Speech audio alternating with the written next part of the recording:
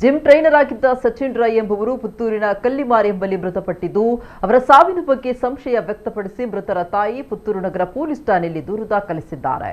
ಮೂಲತಃ ಮಡಂತ್ಯಾರ್ ನಿವಾಸಿಯಾಗಿದ್ದ ಸಚಿನ್ ರೈ ಪ್ರಸ್ತುತ ಪುತ್ತೂರಿನ ಕಲ್ಲಿಮಾರ್ನ ಸಂಬಂಧಿಕರ ಮನೆಯಲ್ಲಿ ವಾಸವಿದ್ದು ಹಲವು ವರ್ಷಗಳಿಂದ ಜಿಮ್ ಟ್ರೈನರ್ ಆಗಿ ಕಾರ್ಯನಿರ್ವಹಿಸ್ತಾ ಇದ್ರು. ಜುಲೈ 5ರಂದು ಬೆಳಗ್ಗೆ ಕುಸಿದು ಬಿದ್ದ ಸ್ಥಿತಿಯಲ್ಲಿದ್ದ ಅವರನ್ನ ಆಸ್ಪತ್ರೆಗೆ ದಾಖಲಿಸಲಾಗಿತ್ತಾದರೂ ಅದಾಗಲೇ ಅವರು ಮೃತಪಟ್ಟಿದ್ರು. ಮೃತರು ತಾಯಿ ಗುಲಾಬಿ ಮತ್ತು ಸಹೋದರಿಯನ್ನ ಅಗಲಿದ್ದಾರೆ.